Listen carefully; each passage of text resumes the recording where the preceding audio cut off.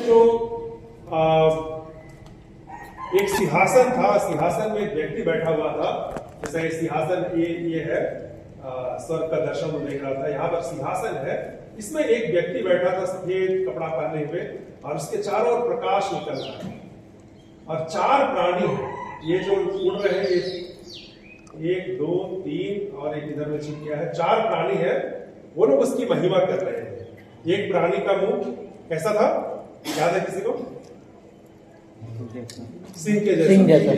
एक प्राणी का मुंह मनुष्य के जैसा, एक प्राणी का मुंह बछड़े के जैसा, और एक प्राणी का मुंह उकाब है ना, उकाब के जैसे। चार तरह के प्राणी उड़ रहे थे, और 24 मनुष्य, 24 प्राचीन जो थे, वो सिंहासन पर बैठे हुए थे, और वो लोग सिंहासन के चारों ओर बैठे हुए थे। ठीक है, तो वो हम लोग देखे थे पिछला ये चौथा अध्याय। आज हम लोग आगे देखेंगे। अब हम लोग धीरे धीरे बढ़ रहे हैं। प्रकाशित वाक्य का जो मेन भाग है, अभी तक हम लोग प्रकाशित वाक्य में जो अभी तक की घटनाएं जो घटने वाली है, चाहे घट चुकी है अभी तक की घटनाएं, उन सब बातों को हम लोग देख रहे थे, समझ रहे थे। कहने का मतलब है कि कलीसियाओं के बारे में देख रहे थे, 7 कलीसियाओं के बारे में, 7 कलीसियाई युग के बारे में देख रहे थे। अब हम लोग भविष्यवाणी की ओर बढ़ेंगे, है ना। आज का सेशन से आगे, या पिछला सेशन से ही हम लोग भविष्यवाणी की ओर आगे बढ़ रहे हैं कि आने वाले दिनों में जब कलीसिया उठा ली जाएगी, अभी 5वां तक में कलीसिया उठा ली जाएगी, 5वां अध्याय तक में कलीसिया उठा ली जाएगी। 5वां अध्याय के बाद जो है हम लोग देखेंगे 6वां अध्याय से क्लेश का समय के विषय में देखेंगे। अभी क्लेश का समय पहुंचा नहीं है। क्लेश का समय जो 7 साल का क्लेश चलेगा, 7 मोहर खोली जाएंगी, उसकी अभी तैयारी चल रही है 5वां पद में। 7 मोहर के विषय में हम बताए थे थोड़ा सा। ये 7 मोहर कौन सा चीज में लगता है? यहूदी विवाह के अनुसार, यहूदी विवाह में एक वाचा का ये बनता है ना, स्क्रोल बनता है, इसको क्या बोलते हैं? हाँ ठीक बोल रहे हैं, क्या बोलते हैं? केतुबा। याद है? केतुबा ये मोहर, इसमें 7 मोहर लगता है। जब विवाह होने वाला रहता है तो दूल्हा इसको खोलता है। ठीक है, यहूदी विवाह में दूल्हा खोलता है। अब हम लोग प्रवेश कर रहे हैं प्रकाशित वाक्य में, जब सृष्टि का अंत होने वाला रहेगा उस समय के विषय में। ठीक है, तो आज के अध्याय में हम लोग उसी केतुआ के विषय में देख रहे हैं। यहाँ सिंहासन पर एक व्यक्ति बैठा हुआ है, ये उस पुस्तक को दे रहा है, और सामने में एक व्यक्ति है, यही इस केतुआ को खोलेगा, मतलब इस मोहर को खोलेगा। मोहर लगा हुआ है। मोहर मतलब एक चिन्ह होता है ना, मोहर एक चिन्ह होता है। उस चिन्ह जैसे सिक्का में चिन्ह होता है ना, वैसे मोहर में भी चिन्ह होता है, और उसी मोहर से कोई चीज को सील कर दिया जाता है। जैसे ये सील लगा हुआ है, सिक्का जैसा कुछ मोहर रहा होगा, उसे ठप्पा मार दिया गया है। लाह होता है, लाह को गर्म किया जाता है। स्कूल समय में जब परीक्षा होती है तो परीक्षा का पेपर जब सील करना होता है तो मोमबत्ती जलाते हैं और लाह को गलाते हैं, पूरा एकदम उसको नरम करते हैं, और उसके बाद फिर जब लाह गलने लगता है तो उसके ऊपर को मोहर मार देते हैं, सिक्का जैसा रहता है, उसको दबा देते हैं, और ये मोहर लग जाता है। ऐसा करके 7 को मोहर लगा हुआ है। ये 7 मोहर आने वाले समय में 6वां अध्याय से हम लोग देखेंगे 7 मोहर कैसे खुलता है, और एक एक मोहर खुलने से क्या क्या घटनाएं घटती है। अभी खोलने की तैयारी चल रही है ना। तो इसी विषय में आज का वचन है। पहला वचन सब साथ में पढ़ेंगे। जो मैंने उसके दाहिने हाथ में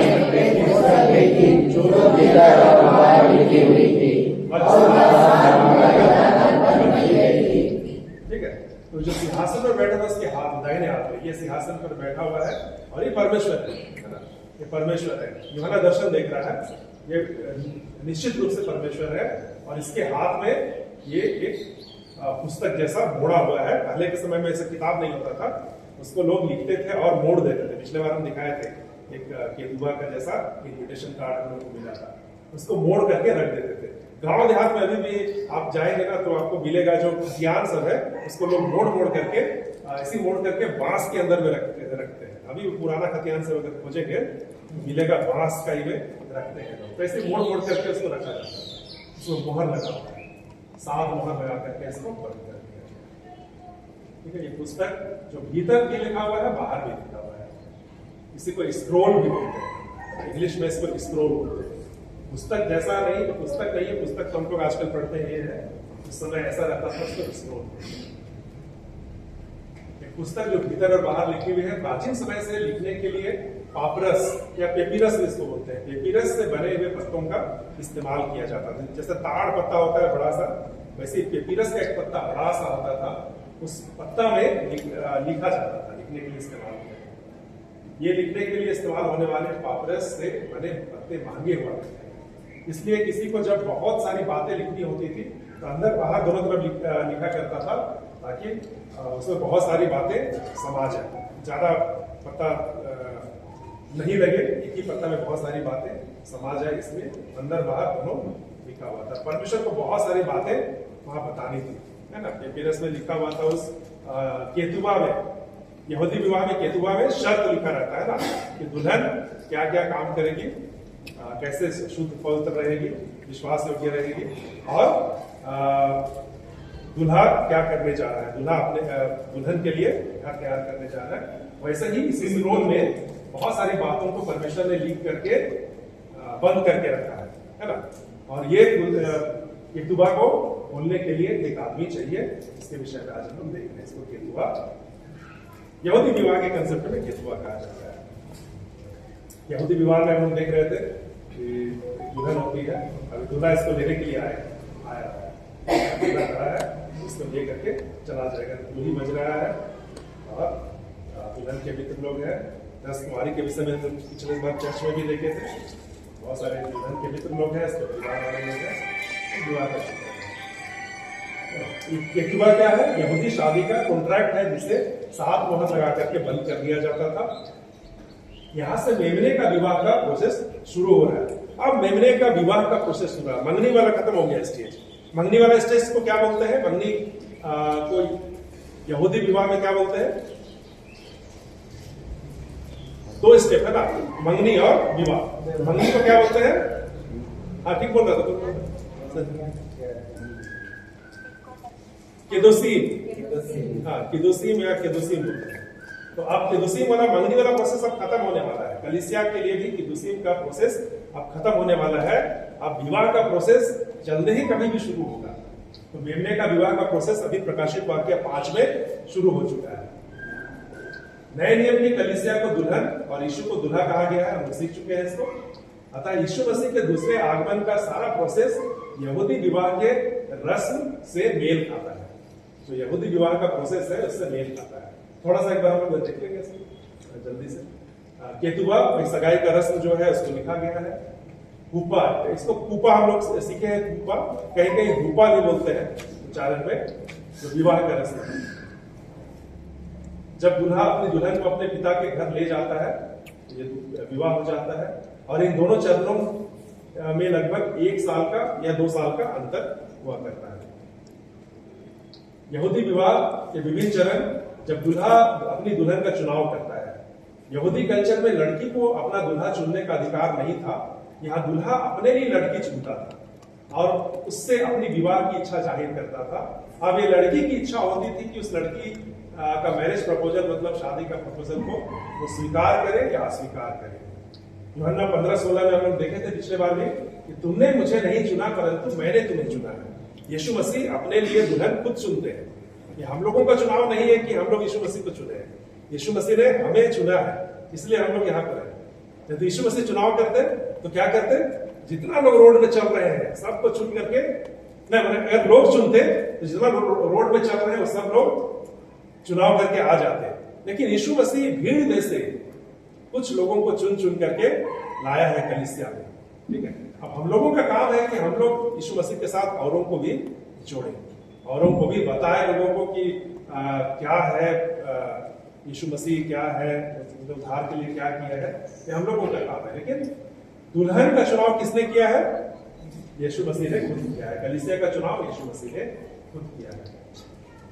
लड़के का परिवार वाले लड़की के घर से बात करने के लिए, बात पक्की करने आते हैं। जब लड़की ने शादी के प्रपोजल को एक्सेप्ट कर लिया करती थी, उसके बाद लड़के के रिश्तेदार लड़की के घर बात लिखा हुआ है, बात पक्की करने आते थे, बात पक्की करने के लिए जाते थे। बात पक्की हो जाने पर यहूदी रबी बुलाकर शादी का कॉन्ट्रैक्ट बुला करके शादी का कॉन्ट्रैक्ट लिखा जाता था।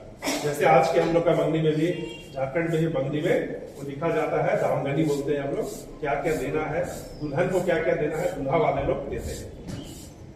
लगभग हर आदिवासी कल्चर में ये चीज है, दूल्हा वाले लोग देते हैं। दूसरे भी विश्वास में ऐसा नहीं है, हिंदू में तो लड़की वाले लोग देते हैं, लेकिन यहाँ पर हम लोग का आदिवासी कल्चर में लड़के वाले लोग देते हैं, दुल्हन को दाम देते हैं। यही शादी का कॉन्ट्रैक्ट को केतुआ कहा जाता है। तो यहूदी विवाह में भी उसी तरह का कल्चर है कि लड़का वाले लोग दाम देता है। लड़की का दाम क्या होगा? हम लोग तो बहुत सस्ता वाला दाम देते हैं, एक जोड़ा साड़ी या 2 जोड़ा साड़ी या ज्यादा से ज्यादा 10 जोड़ा साड़ी, माँ साड़ी, दादी साड़ी, दादी कंबल, आजी कंबल, ऐसा करके हम लोग दाम देते हैं। लड़की का दाम लड़की के पिता तय करते हैं। जितनी सुंदर और गुणी दुल्हन उतना ऊंचा दाम, ठीक है। लड़की का पिता दाम तय करता है। अगर लड़की सुंदर है और गुणवान है तो उसका दाम बहुत ऊंचा होता है, ठीक है, उसका दाम बहुत ऊंचा होता है। लड़के को विवाह के लिए वह दाम चुकाना होता था, दाम देकर मोल लेना होता था। यीशु मसीह ने भी अपनी कलीसिया के लिए सबसे ऊंचा दाम चुकाया। क्या दाम चुकाया यीशु मसीह ने? लहू का दाम चुकाया। यीशु ने, इसको एक साथ पढ़ेंगे, लहू का दाम। यीशु ने अपने लहू से अपनी कलीसिया को, यीशु मसीह ने अपना लहू से कलीसिया को मोल लिया। बहुत महत्वपूर्ण बात है ना। और इसको भी हम लोग देखे थे कि कैसे यीशु मसीह ने लहू से मोल लिया है अपनी दुल्हन को। जब यीशु मसीह का छाती में बर्छा बेधा गया, उससे क्या निकला था? लहू और पानी निकला था। उसी लहू वो प्रतीक है, वो लहू हमारे लिए बहा दिया, आखिरी कतरा तक बहा दिया। उसको मारा पीटा गया उसमें तो लहू बहा ही, लेकिन उसके मरने पर भी उसको आखिरी कतरा भी बचने के लिए नहीं दिया गया। एकदम आखिरी कतरा भी बर्छा से छेद करके उसका आखिरी कतरा तक निकाल दिया गया, और पूरा लहू का दाम यीशु मसीह के द्वारा दिया गया है, ठीक है। पानी भी निकला। पानी हम लोग बताए थे कि पानी जो है वो बपतिस्मा का चिन्ह है। तो यीशु मसीह लहू के द्वारा हम लोगों को खरीद लिया है। बहुत बहुमूल्य दाम है, इसलिए हम लोगों को बहुत ध्यान से चलना है अपने जीवन में। और जो कॉन्ट्रैक्ट जो हुआ है उसका हम लोगों को शर्त को मानना है। केतुबा में शर्तों को लिखा जा रहा है। दूल्हा यहूदी रबी के द्वारा केतुबा में अपनी शर्तों को लिखवाता था, जो दुल्हन को माननी होती थी।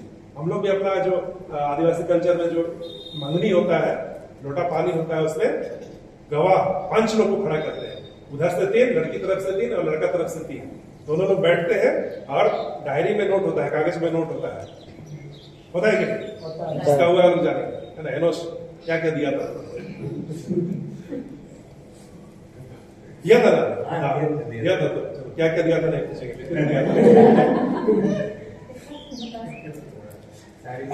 सब दिया था। वैसे लिखवाया जाता है ना। वहां का रबी जो होता था, रबी मतलब पादरी, आज का समय का पादरी मान लीजिए हम लोग का, तो पादरी का उपस्थिति में केतुबा में शर्त लिखा जाता है।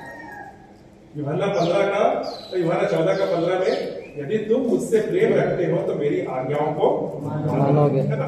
कुछ कुछ प्रेम का प्रतीक वहां लिखा गया, कुछ कुछ शब्द लिखा गया।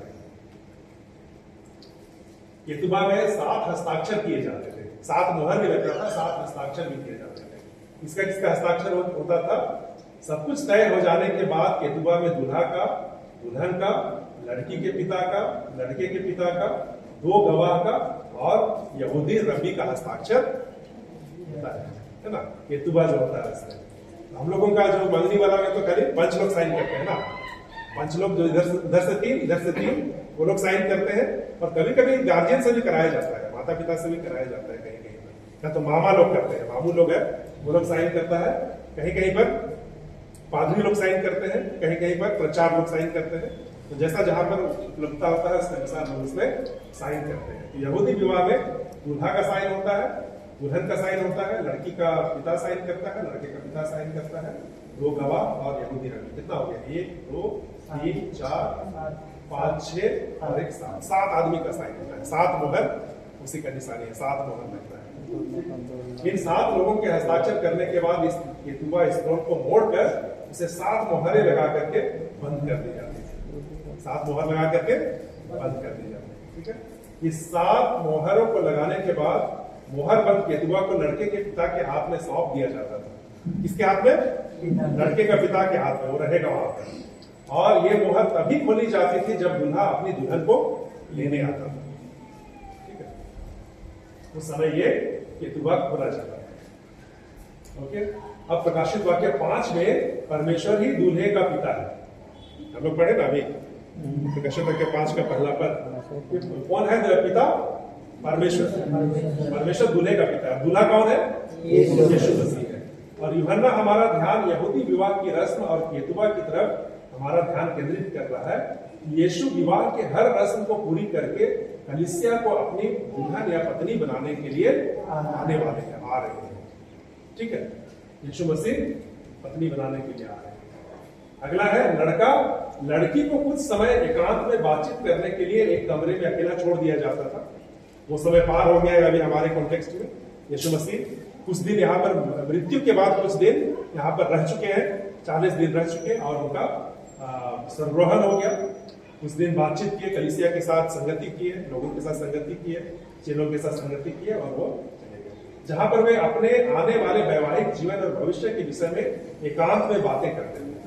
और बातचीत खत्म होने के बाद लड़का कमरे से निकलते समय दरवाजे पर खड़े होकर अपनी पत्नी को एक बात बोला करता था, रिवाज के तौर पर, जो यूहन्ना 14 उसका दूसरा पद और तीसरा पद में है कि मैं जाकर तुम्हारे लिए जगह तैयार करूंगा और फिर आकर तुम्हें अपने यहाँ ले जाऊंगा कि जहां मैं रहूं वहां तुम भी दूल्हा बोलता था। लोग इसको देख चुके हैं, हम लोग जगह तैयार कर रहा है यीशु मसीह। दुल्हन कब आएगी, उसे लेने कब जाना है, ये दूल्हे को भी नहीं पता होता, क्योंकि शादी का कॉन्ट्रैक्ट केतुआ अभी उसके पिता के हाथ में है। और दुल्हन को लेने कब जाना है, ये दूल्हा को तब पता चलता था जब लड़के का पिता उस केतुआ को उसके हाथ में देता था। वो केतुआ किसके हाथ में है? पिता के हाथ में। अगर लड़के के हाथ में रहेगा तो क्या दिक्कत होगा?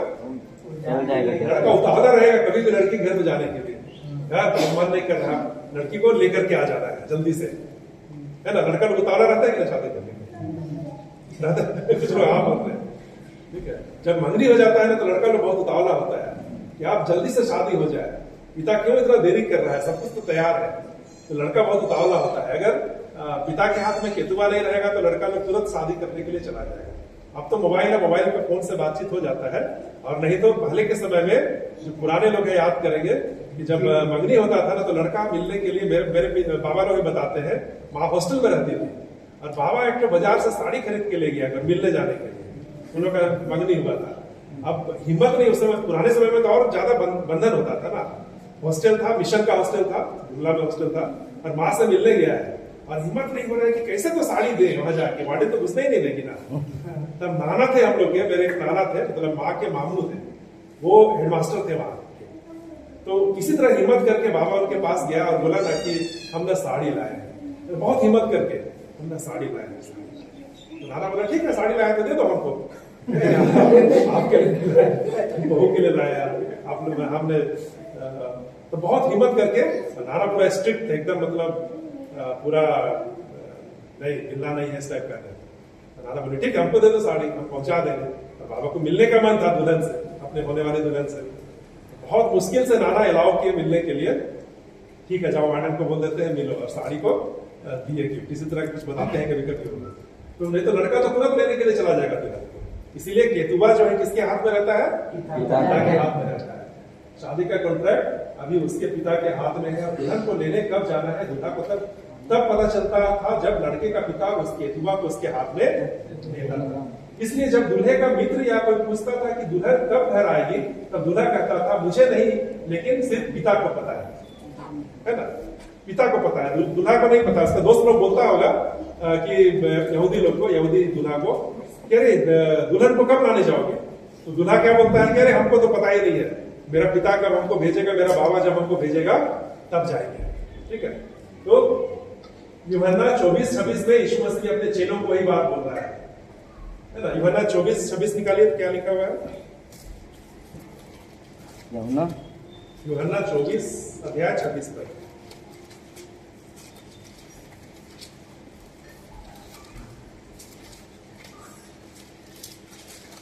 अच्छा 24 तो ये नहीं है ऐसे, गलती टाइप हो गया लगता है। हाँ एक मिनट, सब 14 होगा, 14 है ना? हाँ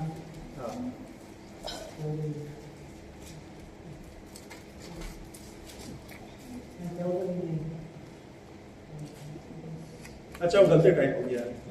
अच्छा ठीक है, उसको खोज के बताएंगे अगले बार।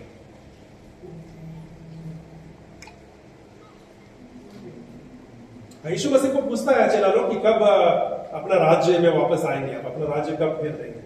तो फिर यीशु मसीह कहते हैं कि मुझे नहीं पता, सिर्फ पिता को पता है। ठीक है, यहाँ प्रकाशित वाक्य 5 में कलीसिया को स्वर्ग पर लाने का अधिकार पिता परमेश्वर यीशु को प्रदान कर रहे हैं। 5वां अध्याय में हम लोग उसी बात को देख रहे हैं कि वो अधिकार आप यीशु मसीह को मिल रहा है। ठीक है, पहला पद में हम लोग देखें कि लिखा हुआ है कि तुम्हारा मन व्याकुल ना हो, प्रकाशित वाक्य 5वां अध्याय का पहला पद, जो सिंहासन पर बैठा था मैंने उसके दाहिने हाथ में एक पुस्तक देखी जो भीतर और बाहर लिखी हुई थी और वह 7 मोहर लगाकर बंद की गई थी। ठीक है, अब दूसरा तीसरा पद को एक साथ पढ़ेंगे। मैंने बलवान को देखा जो उनके साथ से यह प्रचार करता था, इस पुस्तक के खोलने और उसकी मुहर खोलने के योग्य कौन है? परंतु न स्वर्ग में, न पृथ्वी पर, न पृथ्वी के नीचे कोई उस पुस्तक को खोलने या उस पर दृष्टि डालने का योग्य नहीं निकला। कोई उस पुस्तक उस केतुबा को खोलने के योग्य कोई नहीं निकला। क्यों नहीं निकला? क्योंकि उस मुहर को कौन खोल सकता है? उस केतुबा को कौन खोल सकता है? नहीं, यहूदी कल्चर में कौन खोल सकता है? पिता। नहीं, पिता नहीं खोल सकता है, पिता तो देगा, दूल्हा खोल सकता है। दूल्हा ही केवल उसको अधिकार है उसको खोलने का। पिता के हाथ में केतुबा है, पिता उसको सौंप रहा है। किसको सौंपे अभी उसको समझ में नहीं आ रहा है। सरदूत देख रहा है कि वो पुस्तक किसको सौंपा जाए, वो केतुबा किसको सौंपा जाए जो कि मुहर तोड़ेगा और उसको खोल करके पढ़ेगा। तो स्वर्ग में भी कोई नहीं मिलता है, पृथ्वी में भी कोई नहीं है, पृथ्वी के नीचे भी उस पुस्तक को खोलने या उस पर दृष्टि करने के योग्य कोई नहीं निकला। चौथा 5वां पद एक साथ पढ़ेंगे।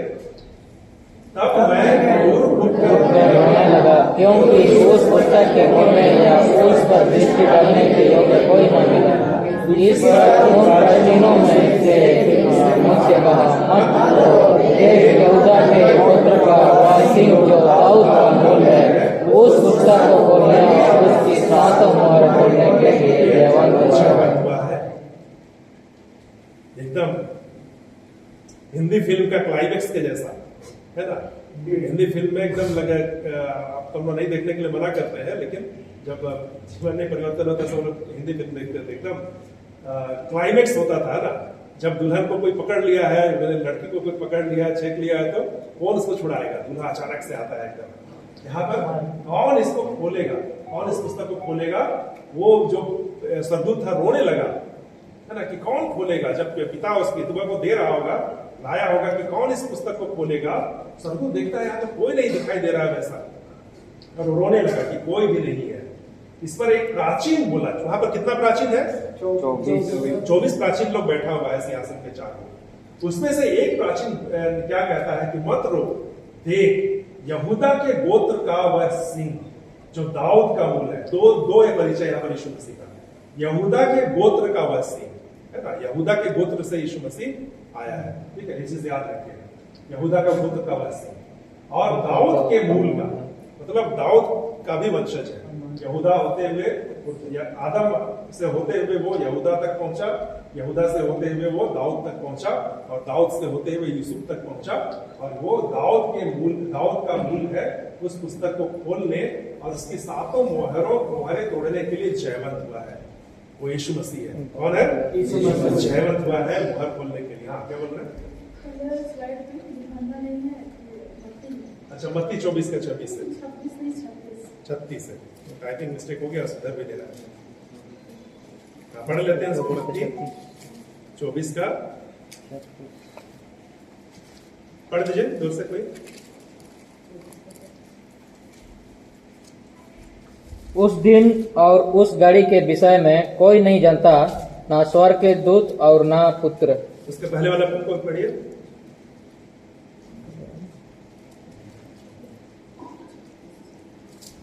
इसका पहले वाला पद आकाश और पृथ्वी। थोड़ा ऊपर से।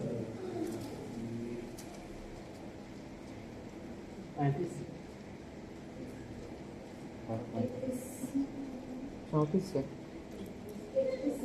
31 से पढ़ी। 30 से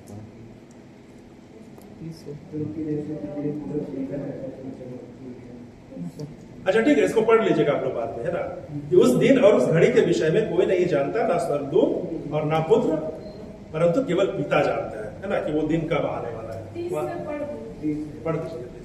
तब मनुष्य के पुत्र का चिन्ह आकाश में दिखाई देगा और तब पृथ्वी के सब लोग केवल छाती कीजिएगा और मनुष्य के पुत्र को बड़ी सामर्थ और ऐश्वर्य के साथ आकाश के बादलों पर आते देखेंगे और वह दूरी के बड़े शब्द के साथ अपने दूतों को भेजेगा और वे आकाश की इस छोर से उस छोर तक चारों दिशा से उसके चुने हुए को इकट्ठे करेंगे। अंजीर के पेड़ से दृष्टांत सीखो, जब उसकी डाली कोमल हो जाती है और पत्ते निकलने लगते हैं, तुम जान लेते हो कि ग्रीष्म काल निकट है। उसी रीति से जब तुम इन सब बातों को देखो तो जान लो कि वह निकट है, वरन द्वार ही पर है। मैं तुमसे सच कहता हूँ कि जब तक ये सब बातें पूरी ना हो तब तक यह पीढ़ी जाती ना रहेगी। आकाश और पृथ्वी टल जाएंगी परंतु मेरी बातें कभी न टलेंगी। उस दिन और उस घड़ी के विषय में कोई नहीं जानता, न स्वर्ग के दूत, न पुत्र, परंतु केवल पिता। अंत के दिनों के बारे में बता रहे हैं कि ये चिन्ह होगा अंत के दिनों में। अंजीर के पत्तों को देखो, वो मौसम बदलने का चिन्ह होता है। बाहर के चिन्हों को देखो, वो अंत के दिनों का चिन्ह होगा। लेकिन समय को कोई नहीं जानता है, तो इसी के विषय में ये कह रहा है। हम लोग कहाँ पर थे? आए वो जयवंत हुआ, यीशु मसीह जो है वो जयवंत हुआ है। आगे का पद जो है कि वही हीरोइक एंट्री, इंग्लिश में लिखा हुआ हीरोइक एंट्री। यीशु मसीह का एंट्री जो है हीरो की तरह हो रहा है यहाँ पर। वही जो है जब स्वर्ग और पृथ्वी के नीचे भी कोई ना मिला, तब उसके बाद वहां एक यहूदा के सिंह का परिचय एक वध किया हुआ मेमना के रूप में किया जा रहा है। और वही यीशु मसीह है हमारे, है ना, सिंह के जैसे ही यहूदा का सिंह है। लेकिन इसका परिचय, यीशु मसीह का परिचय मेमना के रूप में भी है ना। अभी हम लोग आगे से देखेंगे, अभी कुछ अध्याय तक यीशु मसीह का परिचय मेमना के जैसा दिखाई देगा, मेमना के रूप में दिखाई देगा। यीशु मसीह का नाम नहीं मिलेगा, मेमना मिलेगा। वध किया हुआ मेमना मिलेगा बहुत जगह। यहाँ पर डबल चरित्र यीशु मसीह का दिखाई दे रहा है। ये तो सिंह के जैसा भी है, यहूदा का सिंह के जैसा भी, और मेमना, दोनों अपोजिट चरित्र है ना। अभी यीशु मसीह मेमना के जैसा यहाँ पर उनका काम है। ये वध किया हुआ मेमना आएगा, बार बार वध किया हुआ मेमना। यीशु मसीह वध किए हुए मेमना है। जैसा अब्राहम जब अपने बेटे इसहाक को बलिदान करने के लिए ले गया था, तो परमेश्वर उसको बलिदान करने दिया? नहीं बलिदान करने दिया। क्या उसके लिए उपाय कर दिया परमेश्वर?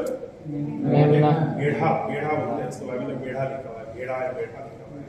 वही मेमना जैसे, भेड़ जैसा ही, भेड़ का ही प्रजाति, उसका इंतजाम कर दिया और उसको अब्राहम ने बलिदान किया। वो यीशु मसीह के बलिदान का परिचायक था, है ना।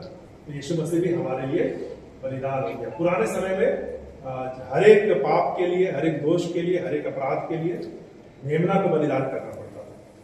लेकिन वो प्रथा समाप्त हो गई किसके बाद से? यीशु मसीह के मृत्यु के बाद से। वो हमारे लिए एक ही बार मेमना बन करके बलिदान हो गया और यीशु मसीह को अब बार बार बलिदान होने की आवश्यकता नहीं है। मेमना को हम लोगों को बार बार चर्च में चढ़ाने की आवश्यकता नहीं है। वो हमारे लिए एक ही बार वध होकर के वो मेमना बन गया, जो कि यहूदा का सिंह था, अब वो मेमना है। यीशु मसीह का चरित्र यहूदा के सिंह के रूप में। सुलेमान का मंदिर की रूपरेखा जो है वो दाऊद के द्वारा सुलेमान को दी गई थी। इसका थोड़ा आप देखेंगे ना, इसका डिजाइन जो है शेर बैठा है, इस टाइप का लगेगा। देखिए कैसा लगेगा, है ना। ये शेर बैठा है,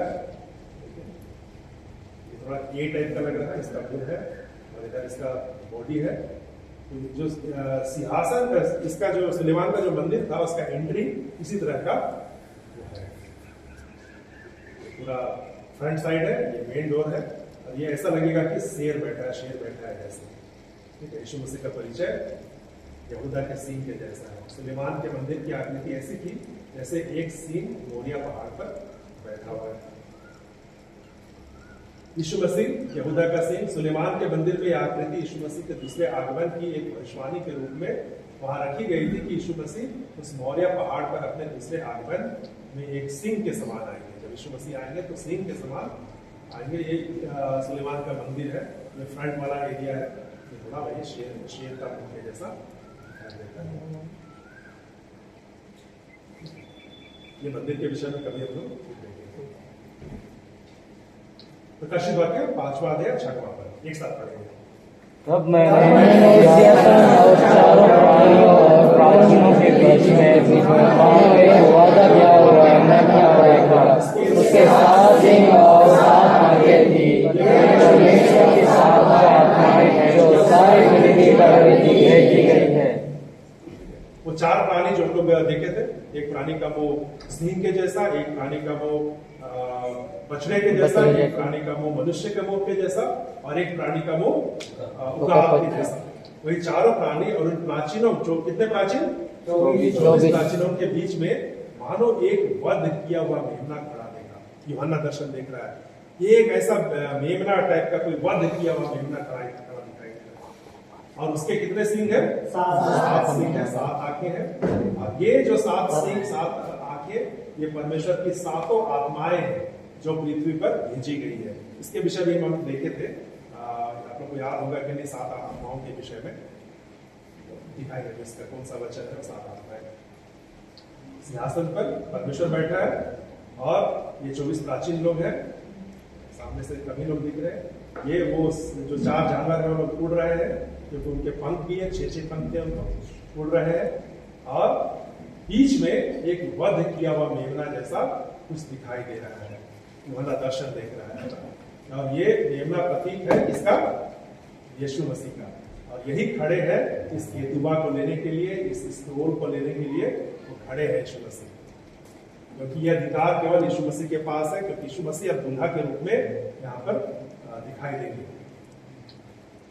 ठीक है, मानो वध किया हुआ मेमना खड़ा देखा, उसकी 7 सींगें और 7 आंखें और एक परमेश्वर की 7 आत्माएं हैं जो पृथ्वी पर भेजी गई।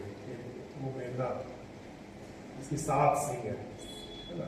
यूहन्ना ऐसा दर्शन देख रहा है, बहुत अजीब सा दर्शन है, लेकिन यूहन्ना ऐसा दर्शन देख रहा है। 7 सींग है, इसकी 7 आंखें हैं। और ये 7 सींग और 7 आंखें क्या चीज का प्रतीक है? परमेश्वर की 7 आत्माओं का प्रतीक है। परमेश्वर की 7 आत्माएं जो पृथ्वी पर भेजी गई। यशायाह उसका 11 अध्याय, इसका दूसरा पद में ये 7 आत्माओं के विषय में है। यशायाह 11 अध्याय दूसरा पद एक साथ पढ़ेंगे। और आत्मा बुद्धि और समझ की आत्मा, युक्ति और प्रार्थना की आत्मा, ज्ञान की आत्मा और उपाय की आत्मा उस पर। यीशु मसीह पर ये आत्माएं ठहरी नहीं। क्या क्या आत्माएं हैं? यहोवा की आत्मा पहली आत्मा, दूसरी आत्मा बुद्धि की आत्मा, समझ की आत्मा, समझ की आत्मा, चौथी आत्मा युक्ति की आत्मा, प्रार्थना की आत्मा, ज्ञान की आत्मा एवं उपाय की आत्मा। ये सारी आत्मा यीशु मसीह पर ठहरी हुई थी। उसी के खुद दर्शा रहा है कि परमेश्वर की 7 आत्माएं जो पृथ्वी पर भेजी गई थी। के बारे में प्रकाशित वाक्य 5 का 7 एक साथ पढ़ेंगे।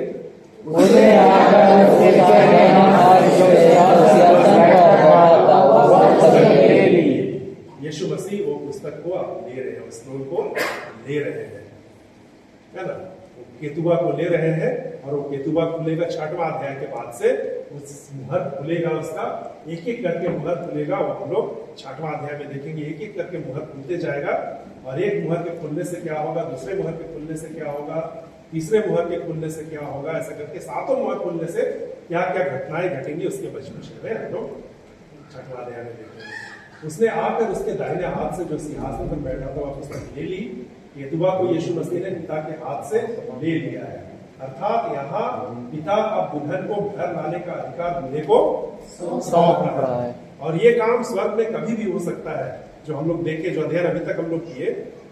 7 कलीसियाओं का जो समय है वो लगभग अब समाप्ति की ओर है। लौदीकिया की कलीसिया अब उसका जो समय है वो इसी ये में शताब्दी में कभी भी खत्म हो सकता है, 21वीं शताब्दी में।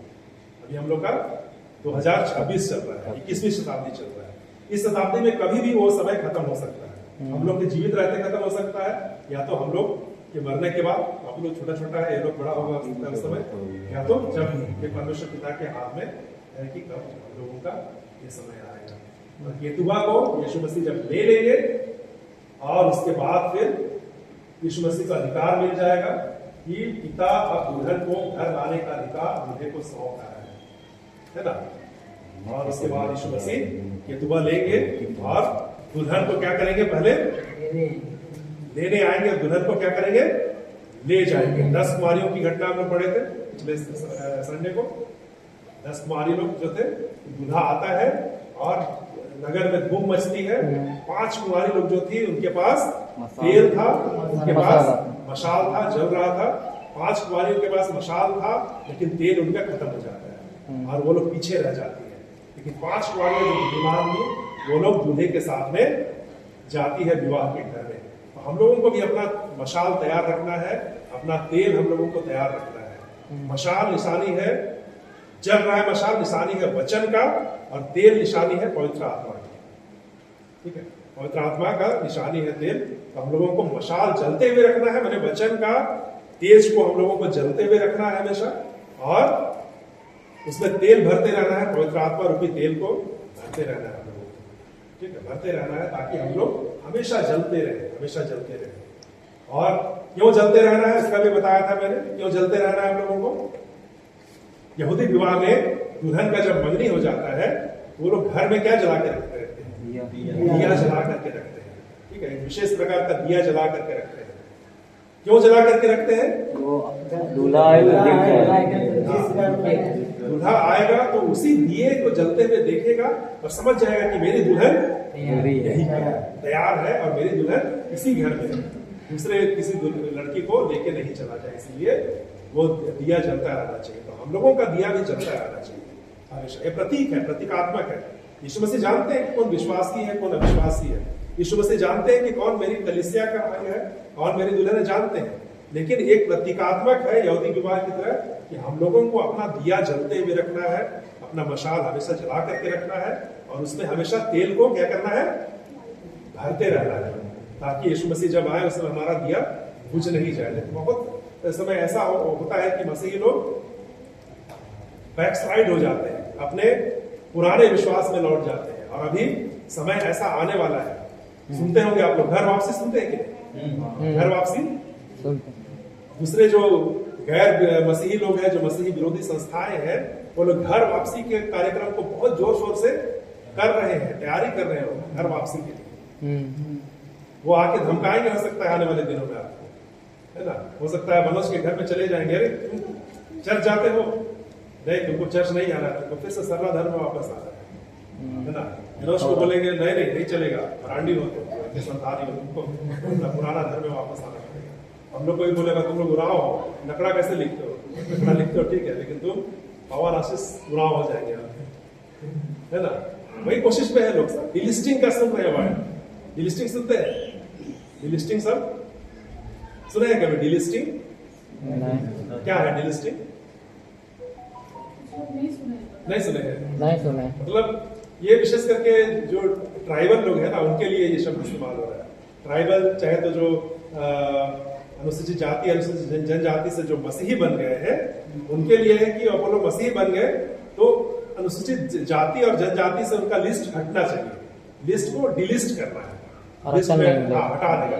हम लोग को आदिवासी लिस्ट से हटा दिया हो रहा है ना। हाँ, तो ये होगा आने वाले दिनों में और होगा। अभी तो बस शुरुआत है।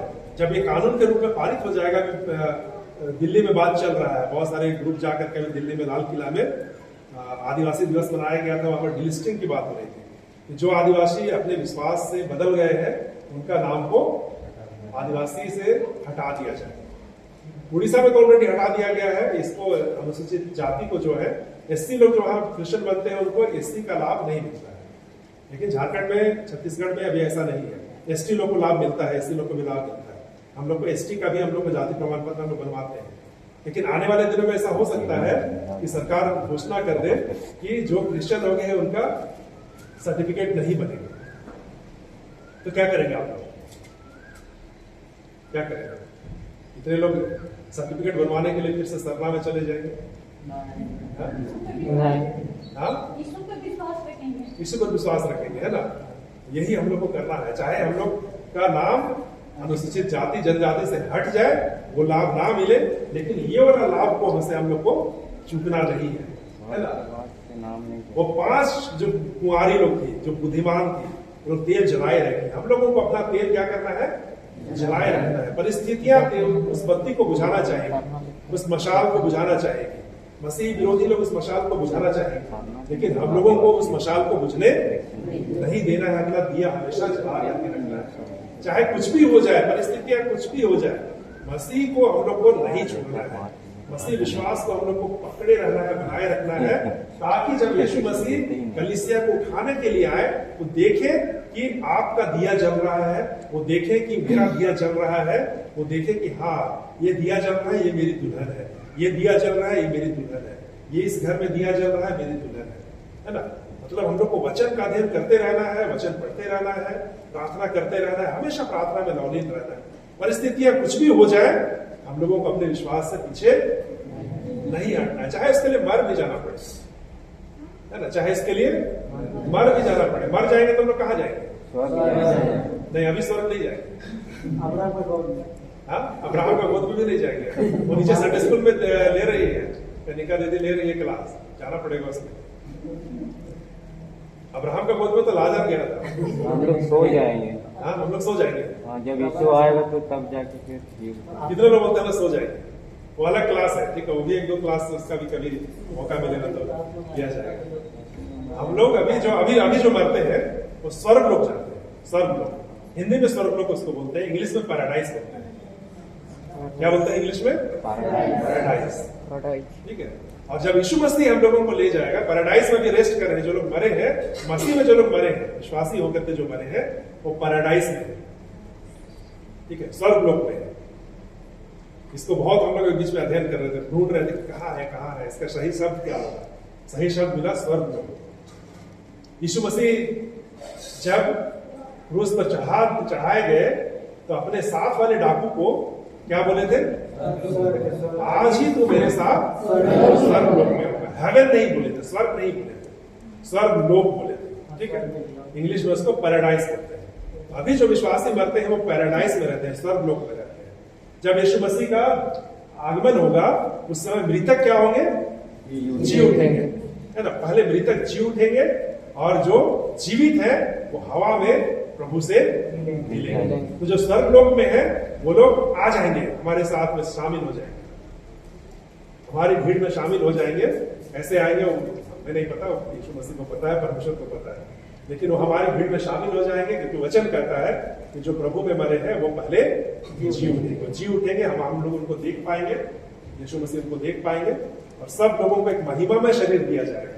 हम लोगों को भी ऐसा शरीर नहीं रहेगा, है ना। ये कपड़ा सब हो सकता है नहीं, छूट जाएगा कपड़ा सब, ठीक है। और जो मरे हुए उनका कपड़ा तो गल गया, ठीक है, उनका कपड़ा तो सड़ गल गया है, तो वो लोग उनको भी महिमामय वस्त्र एक मिलेगा, जो आदम और हवा को आदम की बारी में मिला था। जब वो लोग अपने आप को नंगा नहीं पाए थे, उस समय उनको महिमामय वस्त्र मिला हुआ था। उसी तरह का कुछ महिमामय वस्त्र हम लोगों को मिलेगा, और हम लोग यीशु मसीह के साथ में उनका दुल्हन बन करके हम लोग कहाँ जाएंगे?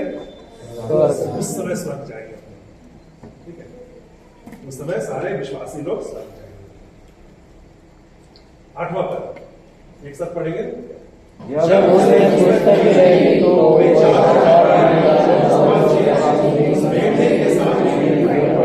उनमें से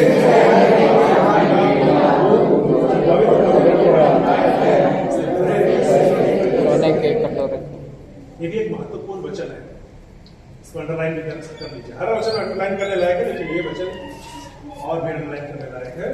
जब वो पुस्तक को यीशु मसीह ले लिए तो चारों प्राणी या 24 प्राणी उस मेमने के सामने क्या हो गए? गिर पड़े। आप वो लोग पहचान लिए, तो यूहन्ना दर्शन देख रहा है कि अब यीशु मसीह एकदम रेडी है अपनी दुल्हन को लाने के लिए। वो 24 प्राचीन और वो चारों प्राणी क्या हो गए? आप एकदम नतमस्तक हो गए, गिर गए उसके सामने, है ना। एकदम चारों खाने चित बोलेंगे उसको, उसके सामने गिर पड़े। और उनमें से हरेक के हाथ में, हरेक मतलब वही जो प्राचीन जो है 24 प्राचीन, उनके हाथ में, और जो चारों प्राणी उनके हाथ में वीणा और धूप और पवित्र लोगों की प्रार्थनाएं हैं से भरे हुए सोने के कटोरे थे। मतलब उनके हाथ में अचानक से कहीं से कटोरा आ गया, गिर पड़े, और वो लोग परमेश्वर के सिंहासन के सामने गिर पड़े। उनके हाथों में क्या है? कटोरा है, सोने के कटोरे हैं। उस कटोरे में क्या है? एक हाथ में धूप, वीणा है, धूप है, और कटोरा है। कटोरा क्या है? उसमें क्या है? पवित्र लोगों की प्रार्थनाएं हैं। मतलब हम लोग जितना प्रार्थनाएं करते हैं ना, वो परमेश्वर के पास रिकॉर्डेड है। आज के समय में प्रकाश जो ये बनाता है, रील बनाता है, इसका मोबाइल में रिकॉर्डेड है कि नहीं? इसका हार्ड डिस्क में रिकॉर्ड है। हम लोगों का मोबाइल में सारा फोटो रिकॉर्ड है। अभी मेरा मोबाइल भर गया था फोटो सबसे, इसका सारा हम ट्रांसफर करके कंप्यूटर में डाल दिए। वहां मेरा सारा सेव है, रिकॉर्डेड है। जब हमको जरूरत पड़ता है हम उसको निकाल सकते हैं। हमारी प्रार्थनाएं भी रिकॉर्डेड है, हमारी प्रार्थनाएं भी स्वर्ग में एक कहीं पर इकट्ठा है। ठीक है, कुछ प्रार्थनाएं हमारी पूरी हो जाती है इस पृथ्वी पर, सारी प्रार्थनाएं पूरी नहीं होती है। ठीक है, हमारी सारी प्रार्थनाएं पूरी नहीं होती है। कुछ कुछ को परमेश्वर रखता है विशेष ओकेजन के लिए, विशेष समय के लिए। वो परमेश्वर की इच्छा के अनुसार पूरी होती है। माता पिता जो कुछ भी मांगते हैं, अपने बच्चे माता पिता से जो कुछ भी मांगते हैं, सारी चीजें पूरी नहीं होती है, उनके अपने समय में पूरी होती है। अगर छोटा बच्चा है, वो आज के समय में अगर गाड़ी मांगे 4 चक्का, देंगे उसको क्या? अभी घर गए थे हम लोग, तो मेरा भाई, उसका बेटा आया हुआ, वो गाड़ी खोलने का जिद कर रहा था। छोटा सा है, 4 साल भी नहीं होगा, 3 साल का होगा। तो हम खोल दिए गाड़ी, वो बैठ गया और सीट में बैठ गया, ड्राइविंग सीट पर। फौरन तो बिना चाबी का बजा रहा है, और पूरा उसको स्टीयरिंग को घुमाना चाह रहा है। तो लोग है, तो स्टीयरिंग को पूरा घुमाना चाह रहा है, और गियर को भी पूरा एकदम ऐसे से करना चाह रहा है। तो छोटा बच्चा को अगर उसको हम चाबी दे दे और गाड़ी दे दे, तो क्या करेगा? मेरा गाड़ी को उड़ा देगा, है ना? वो उड़ा देगा क्या? खुद भी मर जाएगा, कितना लोगों को नुकसान भी कर देगा, मुश्किल हो जाएगा। तो जरूरत जब बड़ा होगा, कभी चलाने सीख जाएगा, तो हम उसको अपना गाड़ी भी दे सकते हैं। तो परमेश्वर भी सारी प्रार्थनाओं को हमारी तुरंत पूरी नहीं करते हैं। सुनते हैं, परमेश्वर हमारी प्रार्थनाओं को सुनते हैं, लेकिन पूरी नहीं करते हैं तुरंत। वो अपने अपने समय में पूरी होती जाती है। छोटा बच्चा बोलेगा आज हम शादी कर लेंगे, तो क्या उसको दुल्हन मिल जाएगी? बाल विवाह होगा और उसको जेल हो जाएगा। ठीक है, बाल विवाह के रूप में उसको जेल में डाल दिया जाएगा। तो हमारी बहुत सारी प्रार्थनाएं जो है वो स्वर्ग में इकट्ठी हो रही है। और वही प्रार्थनाएं जो है उस समय जब केतुबा यीशु मसीह के हाथ में आएगा, पवित्र लोगों की प्रार्थनाएं सोने से भरे हुए कटोरे जो थे वो परमेश्वर के समीप में रखे जाएंगे, है ना? कौन कौन सी प्रार्थनाएं इसमें लिखा हुआ नहीं है, कौन कौन सा विषय है लिखा हुआ नहीं है, लेकिन हो सकता है हमारी कुछ विषय है जो पूरे नहीं हुए इस पृथ्वी पर। वो सारे प्रार्थनाएं उस समय परमेश्वर के समीप में रखी जाएंगी, रखी जाती है, हमेशा रखी जाती है। लेकिन एक चिन्ह है कि वो 24 प्राचीन लोग उस प्रार्थना को सोने के कटोरे में लेकर के परमेश्वर के सामने में रख रहे। मतलब हमारी प्रार्थनाएं जो है अनसुनी नहीं होती है, वो सुनी जाती है। परमेश्वर उसको सुनते हैं, इकट्ठा करके रखते हैं। हमारे आंसू जो बहते हैं उसको परमेश्वर अपनी, वचन भी कहता है ना, अपनी कुप्पी में वो इकट्ठा करके रखता है ना? वचन इस बात को बताता है। चारों प्राणी 24 प्राचीन उस मेमने के सामने गिर पड़े। पवित्र स्थान में जब धूप की वेदी में धूप जलाया जाता था, पुराने जो टेम्पल था, जो मंदिर था, उसमें ऐसा होता था, धूप की वेदी में धूप जलाया जाता था। तब याजक उस धूप को जलाने के बाद ऊंचे शब्द से पुकार कर कहा करता था, परमेश्वर की धूप की वेदी में धूप जला दिया गया है। और याजक के द्वारा यह शब्द सुनते ही मंदिर में सारे उपस्थित लोग अपने मुंह के बल गिर कर प्रार्थना किया करते थे। ये एक चिन्ह है कि मंदिर में क्या होता था, या क्या होता है अभी भी यहूदी मंदिर में, कि जब याजक कहता है कि हाँ धूप की बत्ती जला दी गई है और वेदी में धूप जला दिया गया है, क्योंकि वेदी में सब कोई नहीं जा सकता, याजक ही जा सकता है। तब बाहर में एक याजक आवाज देता है लोगों को, जो आंगन में लोग खड़े रहते हैं, कि बत्ती जला दी गई है, मतलब धूप की वेदी में धूप जला दिया गया है। तब लोग गिर करके क्या करते हैं, अपनी प्रार्थनाओं को मंदिर में चढ़ाते हैं, मंदिर में रखते थे, यहूदी मंदिर में। ठीक है, आज भी हम लोग आह्वान करते हैं, जो कुछ कन्वेंशन होता है, सभा होती है, या चर्च के आखिरी में पास्टर सबको अल्टर कॉल करते हैं। अल्टार कॉल उसी को बोलते हैं, अल्टार कॉल मतलब वेदी की पुकार, उसी को बोलते हैं। पास्टर बोलते हैं कि किसी का प्रार्थना निवेदन है तो बताएं, और आखिरी में वो प्रार्थनाओं को परमेश्वर के समीप में रखा जाता है ना? इसी का सिंबल है, इसी का चिन्ह वो है। और वे नया गीत गाने लगे, आराधना के गीत गाने लगे। तू इस पुस्तक को लेने, 9वां पद एक साथ पढ़ेंगे। वे यहाँ नया कहने लगे, तू इस पुस्तक के लेने और उसकी कीमत देने के योग्य है, क्योंकि तूने वध होकर अपने नाव से हर एक कुल और भाषा वाले लोग जाति में से परमेश्वर के लिए लोगों को मोल लिया और उन्हें हमारे परमेश्वर के लिए एक राज्य और राजा बनाया और तुम्हारी पर राज करते। परमेश्वर क्या किया? उन्हें यीशु मसीह ने वध होकर, वध होकर, भाई गला काटा गया, इसको क्रूस पर चढ़ा दिया गया, वध होकर अपने लहू से हर एक कुल, पहले केवल यहूदियों के लिए था उद्धार, पहले केवल यहूदियों के लिए था, लेकिन यीशु मसीह वध होकर हर एक कुल, चाहे वो हो कुल है, चाहे वो उराव कुल है, चाहे वो मुंडा कुल है, चाहे वो शर्मा कुल है, चाहे वो कोई और भी कुल है, भाषा में चाहे वो भाषा, चाहे भंडारी भाषा, चाहे विदेशी भाषा, चाहे पाकिस्तानी भाषा, चाहे वो यहूदी भाषा, अंग्रेजी भाषा, सारा भाषा, लोग में सारे लोग, जाति में सारा जाति, जितना तरह का जाति है में से परमेश्वर के लोगों के लिए मोल लिया है। मतलब यीशु मसीह का लोग हर एक जाति, हर एक कुल, हर एक लोगों के लिए है। पुराने नियम में केवल यहूदियों के लिए था उद्धार, जो अन्य जाति हो जाते थे उनके लिए उद्धार नहीं था। लेकिन नए नियम में जब यीशु मसीह ने वध होकर के अपने लहू से क्या किया, हर एक कुल, हर एक भाषा, हर एक लोग, हर एक जाति, सभी को मोल लिया, मतलब खरीद लिया है। Hallelujah, hallelujah. हम लोग अन्य जाति में से ही है, हम लोग इसी कैटेगरी वाले लोग हैं, हम लोग यहूदी वाले लोग नहीं है, हम लोग इसी कैटेगरी में है। परमेश्वर ने मोल लिया है। क्यों मोल लिया है? कि उन्हें हमारे परमेश्वर के लिए एक राज्य और याजक बनाया और वे पृथ्वी पर राज करते हैं। आज के चर्च में भी हम लोग इस संदेश को सुने कि परमेश्वर तेरा राज क्या था? पास्टर संदेश मत्ती 9 का 6 का 9 6 का 10 याद है, ताली इसको याद है। God bless you. निकालिए कौन सा था? मत्ती निकाल लीजिए, हमको याद नहीं था लेकिन मत्ती याद था। बस प्रभु की प्रार्थना वाला है।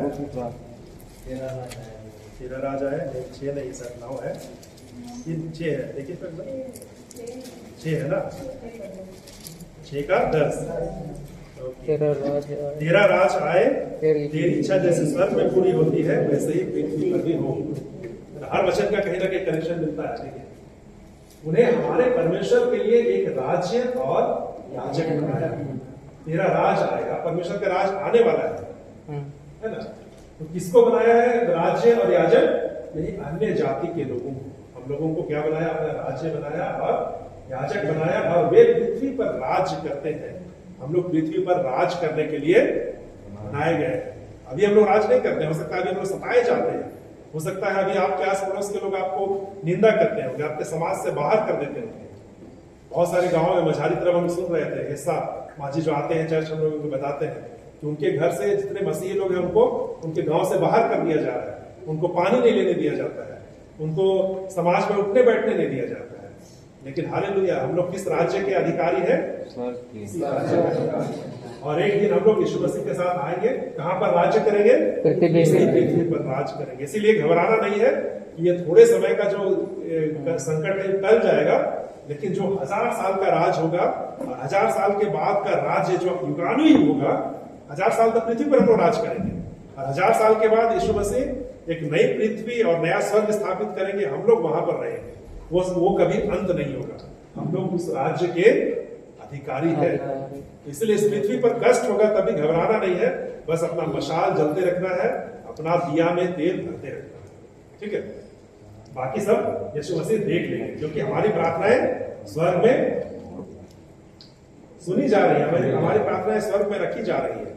ठीक है, इकट्ठा है, इसीलिए हम लोग को घबराना नहीं। 11 से 14 एक साथ पढ़ेंगे। जब मैंने देखा तो उस सिंहासन और उस प्राणियों और उन प्राचीनों के चारों और बहुत से स्वर्गदूत का स्थापित जिन गिनती के लाखों और करोड़ों की ऊंचे साथ से कहते थे, वध क्या हुआ, सामर्थ्य और ज्ञान और शक्ति आधार और महिमा और धन्यवाद के योग्य स्वर्ग और पृथ्वी पर और पृथ्वी के नीचे और समुद्र की सब सृजी हुई वस्तुओं को और सब कुछ को जो उनमें से जो अत्यासन बैठा है मेमना का धन्यवाद और आधार और महिमा और राज और युग न युग रहे। और चारों प्राणियों ने आमीन का और प्राचीनों ने गिर कर धन्यवाद किया। हालेलुया। यहीं पर थोड़ा सा दर्शन है कि जब रैप्चर हो जाएगा तो सारे लोग स्वर्ग में रहेंगे। देखिए ये लोग क्या देख रहे हैं, 24 प्राचीन यूहन्ना क्या देख रहा है कि उस सिंहासन और प्राचीनों के चारों ओर बहुत से स्वर्गदूतों का शब्द सुना, जिनकी गिनती लाखों और करोड़ों थी। मतलब अनगिनत स्वर्गदूत लोग हैं स्वर्ग में हमारी अगवानी करने के लिए। जब द्वितीय आगमन गुप्त आगमन यीशु मसीह का होगा, रैप्चर जब होगा, तो यही लाखों और करोड़ों स्वर्गदूत लोग आएंगे यीशु मसीह के साथ में, हम लोगों को ले जाएंगे। ये लोग क्या कह रहे हैं, वध किया हुआ मेमना ही, मतलब यीशु मसीह की सामर्थ से, धन से, ज्ञान से, शक्ति से, वो यीशु मसीह ही है। और फिर क्या देखता है यूहन्ना, ये लाइन बहुत महत्वपूर्ण है, इसको नोट कर लीजिए। फिर मैंने स्वर्ग में और पृथ्वी पर और पृथ्वी के नीचे और समुद्र की सब सृजी हुई वस्तुओं को और सब कुछ को जो उनमें है यह कहते सुना, जो सिंहासन पर बैठा है। मतलब कौन कौन लोग बोल रहे हैं इसमें, स्वर्ग में जो है वो बोल रहे हैं, मतलब स्वर्ग लोक में भी जो है वो भी बोल रहे हैं, और स्वर्ग में तो ये लोग हैं, स्वर्गदूत लोग हैं, वो लोग बोल रहे हैं। पृथ्वी पर कौन लोग हैं, अभी विश्वासी लोग हैं। और पृथ्वी के नीचे कौन है, अधोलोक में जो है वो पापी लोगों की आत्माएं हैं पृथ्वी के नीचे अधोलोक में, और समुद्र में और भी सृजी हुई वस्तुएं सब है। और जो सब कुछ जो उसमें है यह कहते हुए सुना, क्या कहते हुए सुना, एक साथ पढ़ेंगे। उसका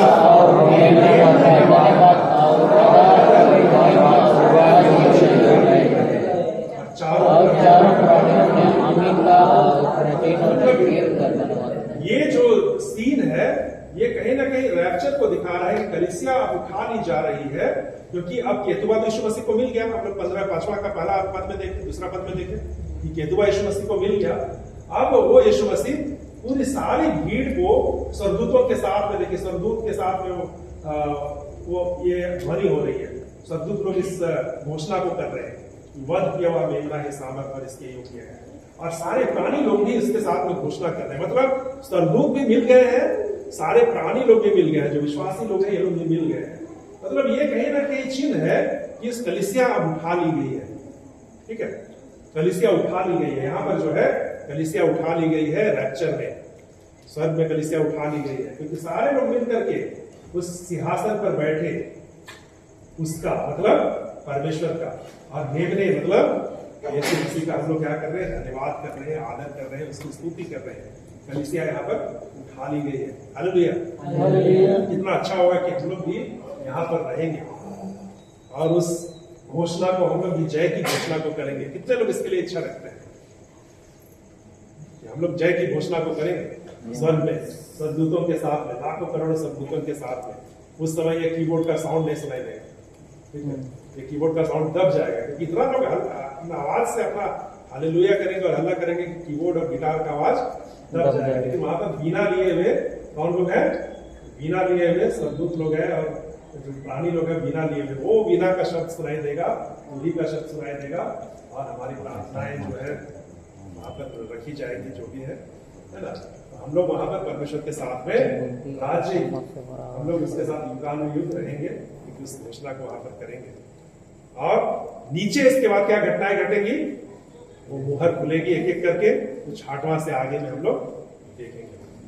है इंटरेस्टिंग है, कुछ कनेक्शन मिल पा रहा है जी। यहूदी विवाह के साथ में जो हम लोग देख रहे थे पिछले सप्ताह, और ये 5वां अध्याय का, ठीक है। 6वां अध्याय में हम लोग देखेंगे कि केतुबा खुलता है तो क्या क्या जो शर्त रखे थे यीशु मसीह, वो शर्त पूरा नहीं करते हैं बहुत सारे लोग। तब वहां पर यीशु मसीह जो दुल्हन ने शर्त को पूरा नहीं किया, उसको वो ताड़ना देते हैं। जो दुल्हन ने अपने आप को पवित्र नहीं रखा, जो दुल्हन विश्वास योग्य नहीं रही, उनके ऊपर वो 7 साल विपत्तियां आएंगी। तो 7 उदाहरणों को हम लोग देखेंगे अगले सप्ताह में। ये हम लोगों का आज का सेशन खत्म होता है, यीशु मसीह ने पहले आगमन पर उसके अपने दुल्हन के साथ मंगनी की रस्म को पूरा किया, और इन सब के बाद जब पिता के द्वारा उसके हाथ में केतुबा दे दिया गया, तब वह अपनी दुल्हन कलीसिया को घर लाने के लिए तैयार है। अब वो दुल्हन को कभी भी ले जा सकता है ना। ये आज का हम लोगों का 5वां अध्याय समाप्त होता है। कल अगले बार से 6वां अध्याय हम लोग एंट्री करेंगे। तो 6वां अध्याय के बाद से आप लोगों को मिस नहीं करना है। आप कोशिश कीजिए कि मिस नहीं करें, क्योंकि जब मुहर खुलेगी तो क्या क्या घटनाएं घटेंगी वो हमारे लिए नहीं रहेंगी, क्योंकि हम लोग तो यहाँ नहीं रहेंगे ना, हम लोग तो उठा लिए जाएंगे।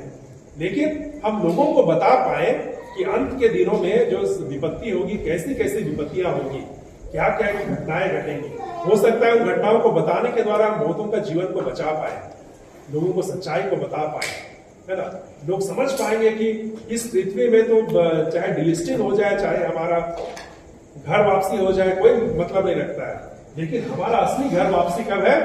यीशु मसीह हमारे लिए घर बना रहे हैं, कमरा तैयार कर रहे हैं हमारे लिए, वो असली घर वापसी है कि हम लोग वहां जाएंगे। 7 बज गया, 4 भी हो गया। हम लोग आज के सेशन को समाप्त करते हैं। टीम आ जाएंगे, गाना गाएंगे जल्दी से, एक लोग दान इकट्ठा करेंगे और आज के सेशन को हम लोग समाप्त करेंगे। ठीक है, समझ में आ रहा है? तो कहीं कंफ्यूजन होगा तो पूछिएगा। एक कभी हम लोग संडे को सवाल जवाब है।